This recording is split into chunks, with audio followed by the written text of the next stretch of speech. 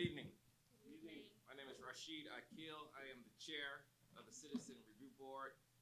At this time, the October 25th, 2022 meeting of the Citizen Review Board is now called to order. If you will, please rise for the Pledge of Allegiance. I pledge allegiance to the flag of the United States of America and to the republic for which it stands, one nation, under God, indivisible, with liberty and justice for all.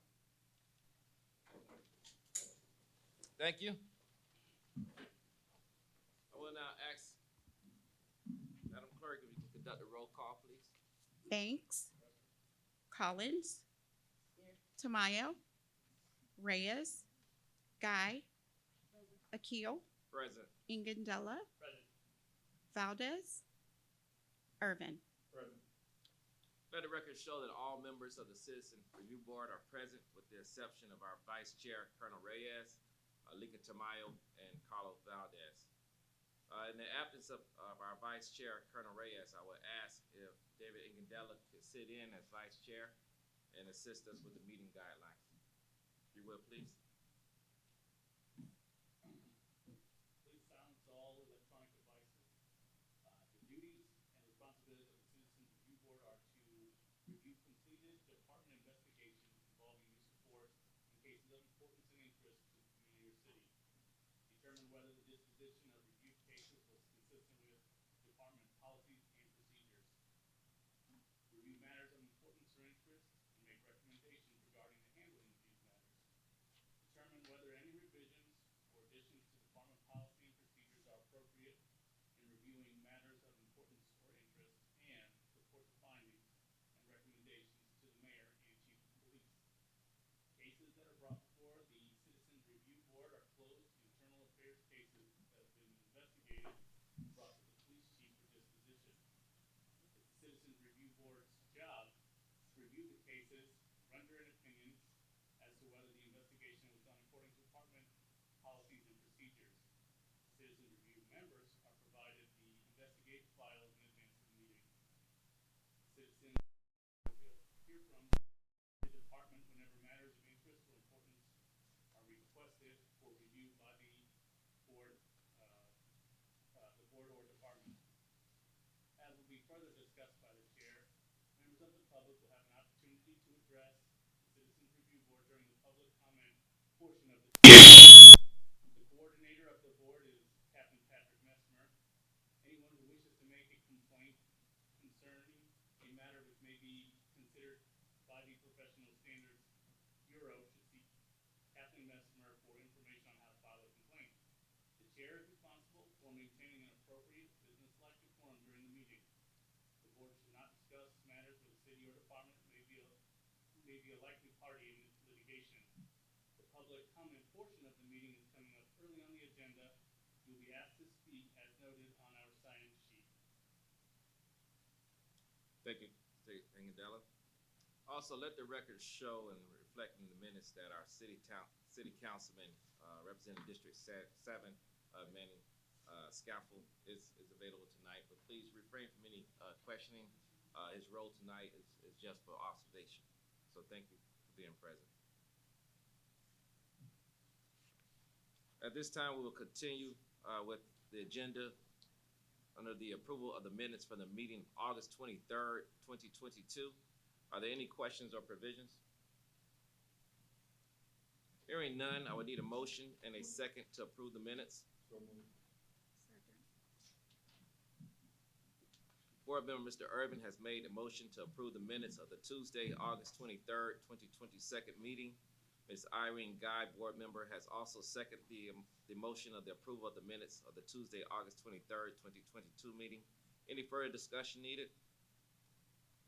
We'll now continue with the vote. All those in favor, please show by raise of hand. Any opposed, please show by raise of hand. The motion passes. Thank you. Next on the agenda is the public comment portion. Please be advised of the meeting guidelines that Mr. David Ingandela went over. As I call your name to the podium, please state your name, state your address for the record, And please limit your comments to 3 minutes. Mr. David Jones. Hello. David Jones, 9608 North 12th Street, Tampa, Florida. It's in North Tampa. Yeah, I just wanted to speak a bit about the upcoming charter vote to add power subpoena and independent counsel to y'all's board. I remember back in September, I think it was, y'all already voted to push this forward so that city council could talk about it and put it in the hands of the people. I think it'd be good for y'all to come out during that city council meeting and speak on that directly. I think it'd be good for the people that will be getting this power to speak directly to council about why they should or shouldn't, if that's like your judge, get put this on the ballots for the folks to decide. Just think it'd be very important for y'all to be a little more involved in that process as things continue in the near future. That's all I have. Thank you. Thank you, Mr. Jones.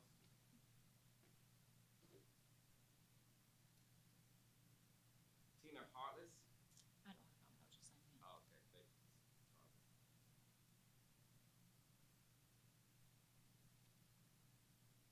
Philip Freewood. Okay, thank you, Mr. Philip. Saeed Abdul Hadir. No comment. Taylor Crook.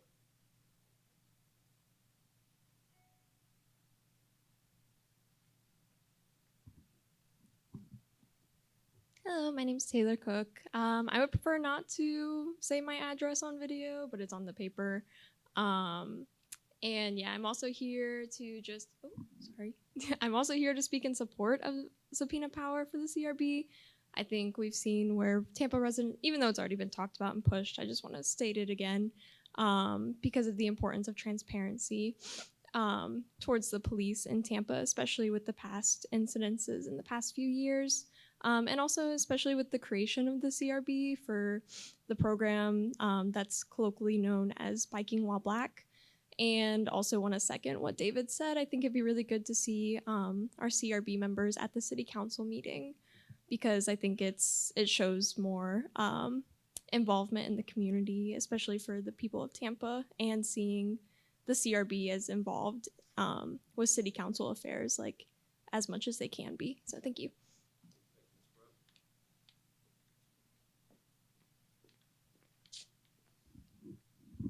Justin Garcia.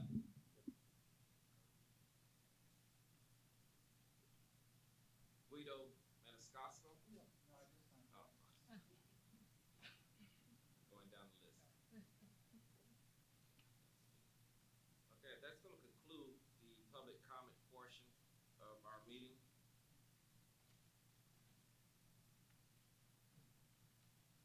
We'll now continue with the agenda. We'll give the opportunity for staff and board members to respond to any of the public commentary that we heard this evening. Anyone wish to respond, please? Sky. Is there a date for city council hearing? November 1st, 9 a.m. Kamaria Pettis-Mackle from the city attorney's office. The date that the city council is going to discuss the charter, any changes to the charter, is November 1st, 9 a.m. at Old City Hall. Thank you.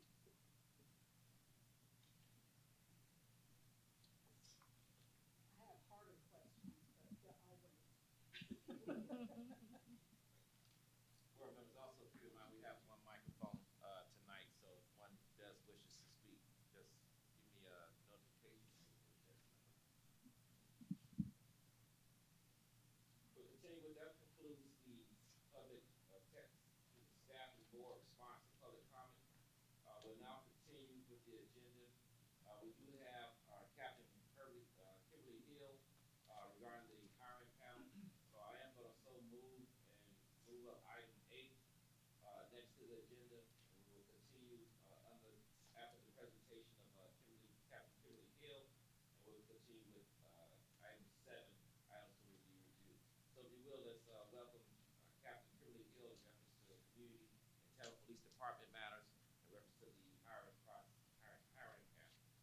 If you will, welcome. Thank you so much. Good evening, board members. I'm Captain Kimberly Hill, Tampa Police Department, and I oversee, I see you smiling below your mask. I oversee the Support Services Bureau. It's really good to see you guys again. So as you all know already, you participate in our oral interview panel, which right now is currently at the, can you hear me okay without me talking directly into that? Yeah, I think Okay. Small form. Okay, so right now you guys participate in the oral interview panel that happens at the end of the process. So once the chief says yes to who we're hiring, you guys get a chance to sit down and participate in the oral interviews with them. So what the police department wants to do is we're gonna revamp some of our hiring standards, and one of them is shifting to oral interviews. So instead of at the end, they would be in the beginning. Right now we do one-on-one interviews. We think it's really important to have more people's input during those interviews. So in talking to our training unit and also talking with some of our field training officers, we decided we want to move forward with the oral interviews in the beginning. So instead of doing two separate oral interviews, we'd like for you to participate in the ones that we move to the beginning of the process. Now, with that being said, right now you guys participate 3 to 4 times a year for each hire. In the beginning, this would probably be about once a week, which we totally understand is not very practical. So I really wanted to come here tonight to, one, let you know one of the changes we're making, and two, to see how you would feel about every interview is going to be recorded. So start to finish, the entire interview is recorded. We're going to keep that on a secure drive that instead of one member at a time, every member would be able to view along with the score sheets.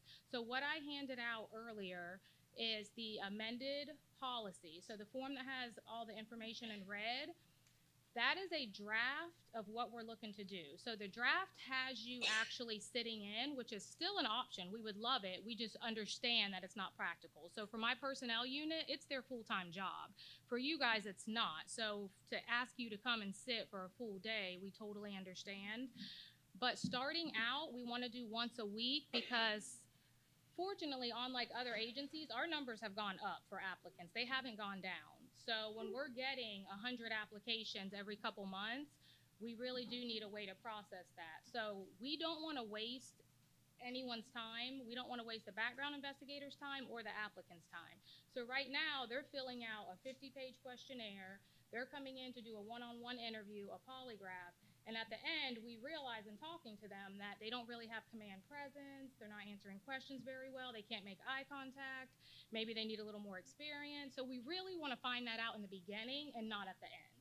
So we are hoping that you guys would be able to review all of the videos from the interview, review the score sheets, and then get back with me. You still get your input, your opinions, but we understand that it's not going to be very practical for you to come once, maybe even sometimes twice a week in the beginning. So thoughts on that? We don't have to have any answers right now. We're still in the beginning stages. And I do want you guys to all understand a lot's going to change. Once we do go forward, what we think, which is what's in that policy, what we think is going to work might not, and we might have to make changes. But we just want to make sure we get your input from the very beginning. So as we're making them, we have your input. Any questions from me? Please. You're welcome, David Gandela. How far out are you generally scheduling some of these initial interviews? Is it 2 weeks, a month?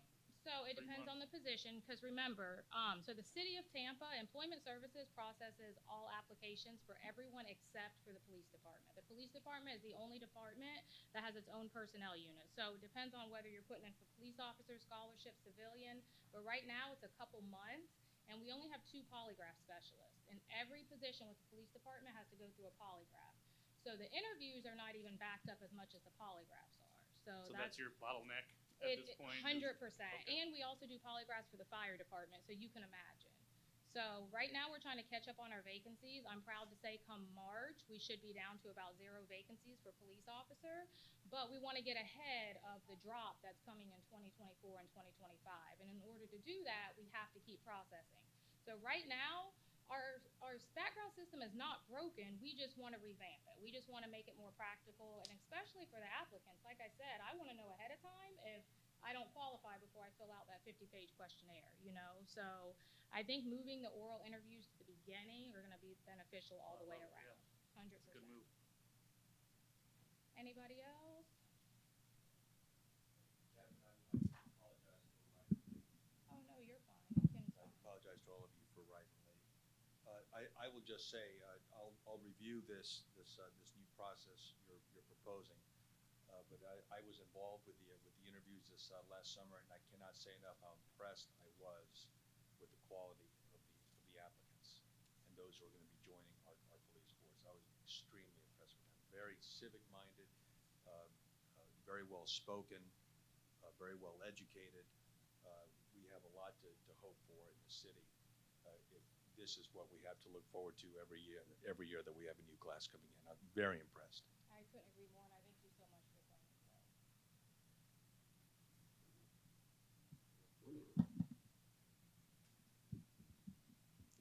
Thanks, and I just had the fortunate opportunity to doing the second set of interviews. And from the first to the second, I actually saw even the change in the process. I happen to be, I don't know what all of the other board members, but that was something that I kind of always thought that we should see them early on rather than at the end of the process. And I want to review this totally as well, but I would, because of the interaction from the first one and then the one we did a couple of weeks ago, I really would love to see us, because that was something that even the community expressed that they wanted to see us involved. And the councilman's also indicated that that's how that happened. I would like to see us, as much as possible, have the opportunity to be there, because that level of interaction, the ability to ask a question as long as the same question to everyone. But it's a good question you asked. So. And that's my consistent question. I just would like to see us engaged in the process. And the reason I'm saying that is as we review this to get input back to you, and as you revamp the total program, I would possibly love to see it not twice a week, but once a week, so that if we are going to be engaged or encouraged to be engaged, then it will not be as overwhelming with a number of us to try to go through that on a weekly basis. Very good point. And this is why I'm glad we're talking about it. My hope would be that my plan is actually secondary and not primary. I just understand. I know how busy my schedule is, so I know how busy yours is. I can't say how far out we can go, but what we can try to do is give you guys a schedule, even if it's just for a couple months at a time. And the ones you can make, phenomenal. And the ones you can't, we would go to the option where you review it. We send you the link and you can review it. The only thing I want you to keep in mind is it is a full 8-hour day when we're doing them, and it has to be consistent, because we can't have one applicant that interviews with 4 people, one interviews with 5.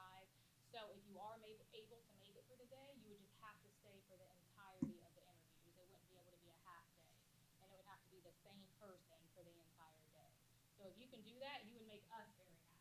And then it also helps us, because now at the end, we're not trying to bring everybody back in again to do it the way we're doing it right now. So I just really do think it's a win-win. And like you said, you being involved in the beginning, it's just going to make it better. Good evening, Captain. Good evening. I'd like to echo Dr. Collins' comments. Being involved in the process, the one time that I did participate was a great experience for me. I think it was also a good experience for the applicant and the rest of the members of the panel during the interview. So to me, the important piece is scheduling as far out as possible so that we can then identify the board member that will participate. So thank you very much.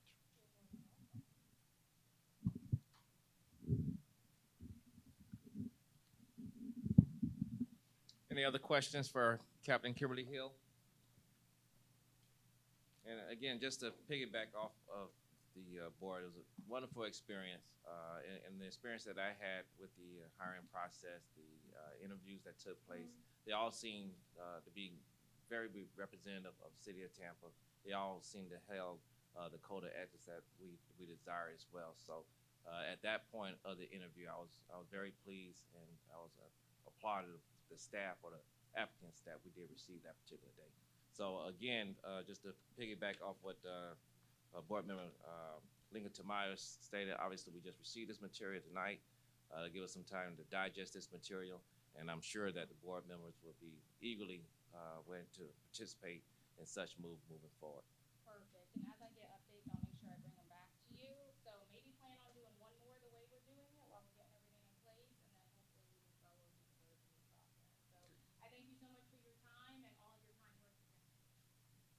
question. I think it'll be okay. I hope it's loud enough. My question is, you said in March 2023, you'll probably be caught up with the backlog. Yes, I know. Once that occurs, is it possible that maybe it will not be as frequent again? This will just be for a year. No, so I don't have the exact numbers, but between 2024 and 2025, probably about 150 people are leaving due to job.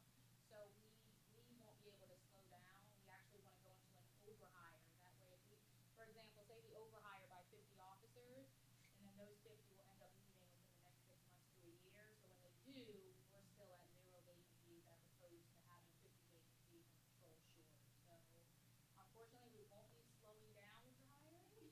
But I do want to thank you for your comments, and I'll make sure I let my personnel staff know. They just work so hard. They really do. They work hard processing all the backgrounds, and like you said, a lot of the officers coming on, I mean, they really are top of the line. So, and we owe that to the city. I mean, you guys are great, the mayor and chief are great. It's just everyone wants to come here. So for us to be the city that everyone is still coming to, we're still getting applicants and not losing them, it says a lot. So Absolutely. Absolutely. Thank you again. We will now continue with the agenda under item 7. Items to be reviewed. Tonight, we're reviewing case number 20F-150 MOR 1807, discriminatory conduct sustained, SOP 539, professional responsibility and philosophy of enforcement sustained. A reserve officer used discriminatory language while effecting arrest. That reserve officer resigned from the program. If you will. Yes, sir. Good evening, everyone. My name is Detective Daniel Hill with the Professional Standards Bureau, and I'm going to brief you tonight on the case you selected for review. The case you selected for review is 20F-150, which concerns Reserve Officer Brian Perry, an offensive language he used during the lawful arrest of Billy Ford on December 15, 2020. The language used by Reserve Officer Perry is in violation of City of Tampa Personnel Manual Section B12, which describes discriminatory conduct. On December 15, 2020, Reserve Officer Perry was working an off-duty assignment at the Walmart located at 1720 East Hillsborough Avenue when he arrested a suspect named Billy Ford for shoplifting. This arrest was documented under Tampa Police Report 20-567-584. During the arrest, Mr. Ford was uncooperative, resisted arrest, requiring the assistance of multiple officers. The B12 violation occurred during the struggle with Mr. Ford in the backseat of the patrol vehicle. While speaking to Mr. Ford regarding his resistance, Reserve Officer Perry made several homophobic comments directed toward Mr. Ford. One of the officers present, Officer Gillette, who was assisting Officer Perry at that time, hears the comments and de-escalates the situation by telling Reserve Officer Perry to stop talking like that. After Mr. Ford was under control, Officer Gillette met with her supervisor, Sergeant Burkett, and told him what had occurred with Reserve Officer Perry's offensive language. Sergeant Burkett reviewed the body-worn camera video the next day and reported it to the Professional Standards Bureau. The subsequent internal affairs investigation resulted in the following violations being sustained. Manual of Regulations 1807, failure to comply with department policies. City of Tampa B12, discriminatory conduct policy. And standard operating procedure 536, professional responsibility and philosophy of enforcement. This incident was self-reported, meaning that Mr. Ford never reached out to our agency to make a complaint. One of our full-time sworn officers heard what was said and reported herself. This incident occurred on December 15th. It was reported to Internal Affairs on the 16th, and Reserve Officer Perry was placed on administrative leave that same day. Reserve Officer Perry's employment with the Tampa Police Department ended on 1/11/2021, less than a month later. That's all I have. Sorry, if you will, for the record, can you just repeat your name and ranking? Of course. For the record. My name is Daniel Hill. I'm a detective with Tampa Police Department, Professional Standards Bureau. If you will. Detective, Jemiah? if I may, could you just describe what the status is, authority of a reserve officer, just for the public's? Of course. So there's two different types of reserve officer. There's Reserve Officer 1 and Reserve Officer 2. Reserve Officer 2 doesn't have any prior with our agency, any prior service with our agency. Reserve Officer 1 does have prior. They used to be a police officer with us, then they went into the reserves. Reserve Officer 2 has to work with another officer another sworn full-time police officer, and Reserve Officer 2, or sorry, Reserve Officer 1 can work on their own. Hope I didn't mix that up. So Reserve Officer 1 can work on their own. Reserve Officer 2 has to have another sworn officer with them when they work an off-duty assignment. And Officer Correct, Perry yes. was a reserve officer too? He was a Reserve Officer 1 because he has prior service with us. He actually had 22 years of service. Okay, so Prior he to had- this. He had been with TPD for 22 years. Yes, And then after those 22 years, he became a reserve officer. that's correct. The same day he retired, he became a Reserve Officer. Okay, what kind of disciplinary record had Officer Perry had? Was there was it a clean record? What kind of record did he have? He didn't have any disciplinary record to speak of. So this was the first incident of any kind of disciplinary action that could have been meted out. That's correct. on him. Okay, that Rule B1 that was instituted in 2014? I could look it I up for believe, you. I'm not sure of the exact date. Issued on August 18 of 2014. That's what I see here, sir. And it does indicate that the minimum penalty for violating this is 3 weeks unpaid suspension I believe it's But seen with the something like 15 likelihood days or of- so. Yep, of termination. that's correct. And how many incidents have we had since August of 2014 where this rule was brought to bear? I do not have that number of how many incidents So occurred. we I don't know can- whether this was the first time or. Are we talking about specifically for Officer Perry or No, just no, in because general? Officer Perry did not have any kind of disciplinary no, record, but right. since 2014, since this Rule B12 was issued, have there been any terminations or suspensions due to? I have a general idea, but I can't give you specific information without looking it up. So that's something I can get back with you guys on if that's something you would like for me to do. No, it would be good to know if this is an issue that has been ongoing with the department. Yes, sir. You know, the language out there on the streets can kind of get rough sometimes, and I would assume that since 2014, that up to this date, in 8 years, we've had some other cases where language could get a little bit rough out there, and have we had any situations like this in the past? I'll find out. It'd be good to know that. And there's also a discrepancy. You indicate that the officer resigned, but in the case summary, it indicates that he was relieved of duty. So Officer Perry did actually resign during the investigation. Yes, he resigned. Okay, so any kind of discussion as to what would have happened to Officer Perry were this investigation to conclude and he were to remain on the force is purely academic as to whether he would have been terminated, if nothing would have happened, or he would have been suspended without pay. Past history indicates he would have been fired. He would have been terminated. His past history No, indicates. not his he- past history. Our past history of people having similar violations resulted in termination. So Oh, okay, so we Yeah. have had. I don't know the date frame. You gave me 2014 to current, so I don't, want to give you incorrect information. I'd rather look everything up and give you accurate information. Okay, so Officer Perry then was probably staying one step ahead of the sheriff because he knew what was coming. I couldn't say, because, but because in most cases like that, people have been terminated.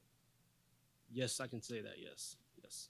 Okay, and even those people who have been on the force for 22 years and have not had any prior.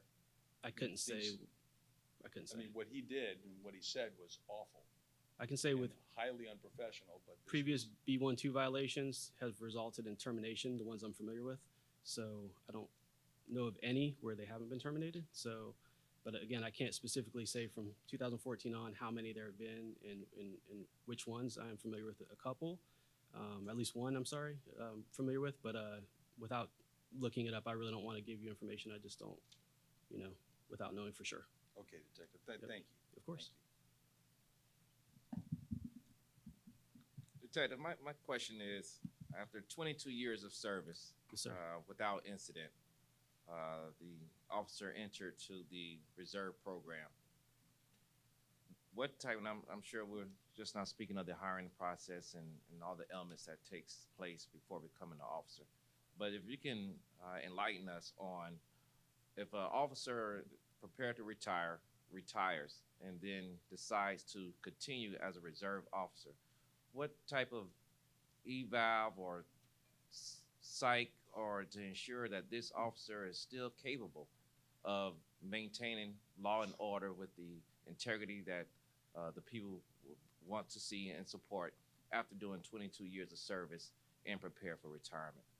That's a good question, sir. I don't know the process the reserve officers have to go through. I don't have purview of that, but I can get that information for you. I can get with our reserve officer coordinator and Greg Noble and find out what the process is and if there's any kind of psychological examinations or any kind of testing, it sounds like, to make sure that they're still capable of doing the job. Thank you. Yes, sir. I also would like to acknowledge Officer Jessica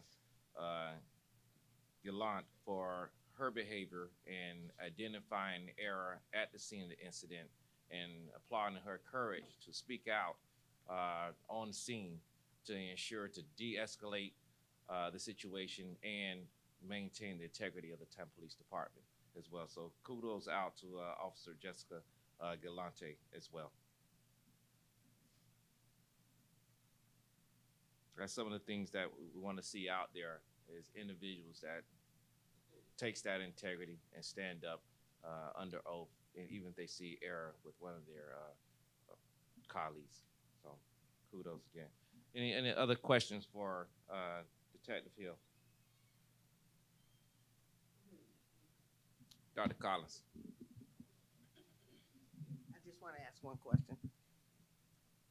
Because I had the opportunity during the interviews to work with reserve officers, can you kind of, I don't want to get into the personal bit, but is there an incentive? Because I heard you say he retired, and the day after he retired, he went into the reserve. The same day. Yeah, and I saw some of the reserve officers, and they seem really committed and still dedicated. And I also found out about the retirement at this last hiring from individuals that was coming from all over the United States to come here. Is there anything that you can just explain to us and the public can hear it that deals with benefits, kind of salary incentives and things like that to get an officer that retired today and go into reserve tomorrow? I cannot. Captain Hill would be better suited to answer that question for you. If you like, I can find out an answer, get it back to you, if that's something you want me to work on. You just want to know what, as the state of Florida or Tampa Police Department itself, what incentives we offer to bring officers from other. Not from other Mhm. but our officers who select to retire and then move right over into the reserve, which gives you additional staff if you still have a shortage. I'm just trying to figure out. Yeah, no, Is there some I see. kind of I don't encouragement, incentive? I don't believe there's any incentive that we have. Like I said, I'll look to be sure, but I'm not familiar with any incentive. The incentive is off duty. They're allowed to work off duty jobs and earn extra income. It doesn't contribute any further into their retirement. They're already retired, and it's purely voluntary, position with the police department. And I think, they get to serve the community still, and they get to work off duty positions. But I can find out if there's any other incentive we have. So. Any other questions for Detective Hill? Hearing none, thank you, sir. Yes, sir.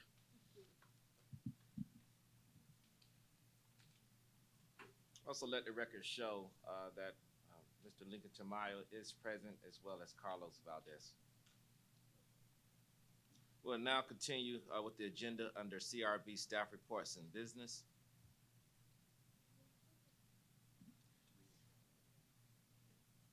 No reports? Ms. Camario? Yes, sir.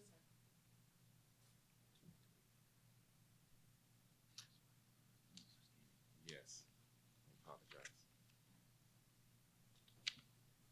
Moving back to the agenda, before we move forward, the chair is open to a motion on whether we concur or not concur or are unable to reach determination regarding the deposition of the case of 20F-150. Board member Ms. Irene Guy has made a motion to concur with the findings and disposition of the case. Board Member Robert Irvin has seconded the motion. Any further discussion? Hearing none, we'll continue with the vote. All those in favor, please show by raise of hand. Any opposed, please show by raise of hand. The motion passes. Thank you. Oh, excuse me. Okay, continue. Mr. Valdez.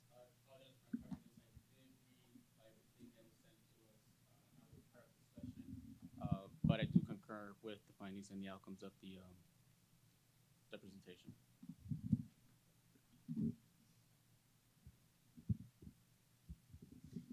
Thank you, Carlos Valdez.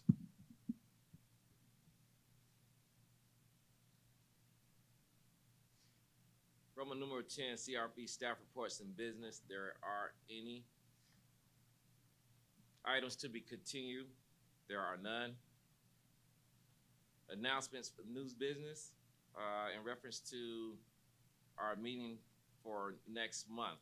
As we approach the holiday season, as we approach November and December, typically we combine the 2 months and come with a median of a particular date that's also City Hall accessible.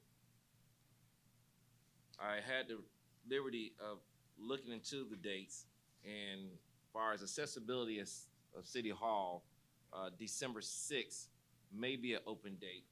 So to begin this discussion, I'd like to throw out December 6th as an option. But I'm interested in hearing from the other board members as well in reference to November and December. What are your thoughts?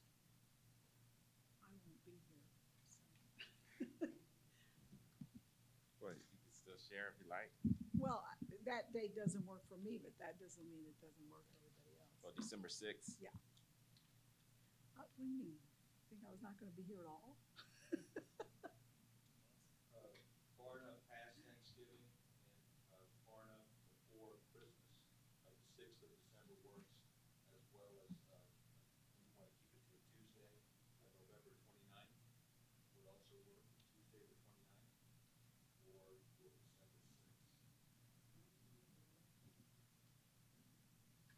29th works for me. November 29th. There's another option date on the floor. Do we have accessibility of the schedule in reference to the City Hall to see if the 29th would be a real option in reference to having a meeting held there?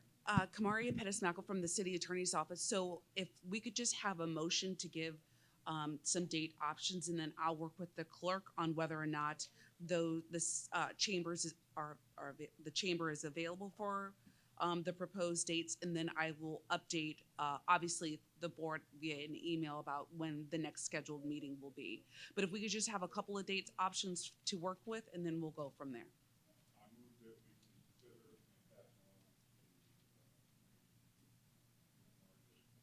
we consider November 29th and December 6th and see which date is preferable with open dates for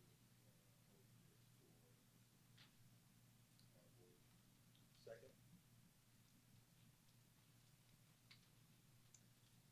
Board Member Robert Irvin has made a motion in reference to the 2 option dates for our next upcoming meeting of the Citizen Review Board, implying December 6th and also November 29th.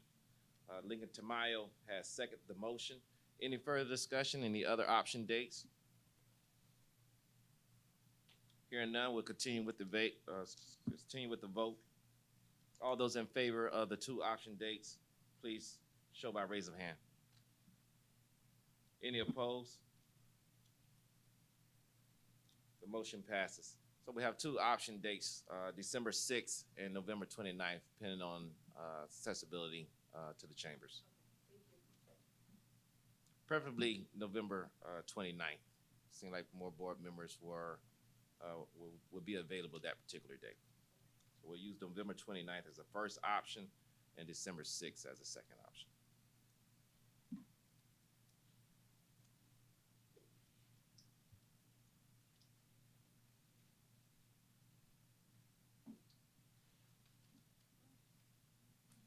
So in reference to the adjournment, typically I announce when the next meeting will be held. Will be TBA. Once we receive the email notification, we'll move further.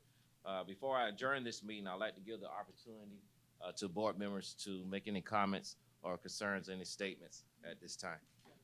I have a quick question. I'm hoping maybe we can make a motion to have a rundown of the reserve program from the captain in charge of that. I think this is at least the second time in recent memory that we've come across reserve program cases. So I would love to have just like an overview of what the program entails, who's eligible, who's not eligible, and just kind of what the benefits of that are.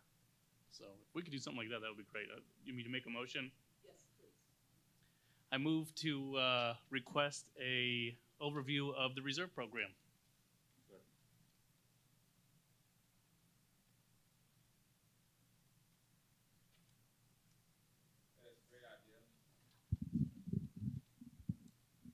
That's a wonderful idea. As you mentioned, we have had cases in the past that involve the reserve program. To get a nice overview, I think it's necessary. So there is a motion on the floor. Board member David Ingadella has made a motion to have a presentation of the overview of the reserve program. Board member Robert Urban has seconded the motion. Any further discussion? All those in favor, please show by raise of hand. Any opposed, please show by raise of hand. That motion passes. Obviously, Ms. Pettis will inform us of availability moving into, not sure if that motion or would fit into the next meeting, but if not, then it can just roll over into the next calendar. Oh, you mean whether or not the data can be collected before? Okay. Yes. All right. And I'm sorry to interrupt. Madam Clerk was able to determine that November 29th at 6 p.m. is available for City Council chambers. So if you want to and I'll make another announcement for our public notice about November 29th. But the chamber is available for that night. Okay, thank you, Ms. Kamara Pettis. Michael? If you will, Dr. Collins.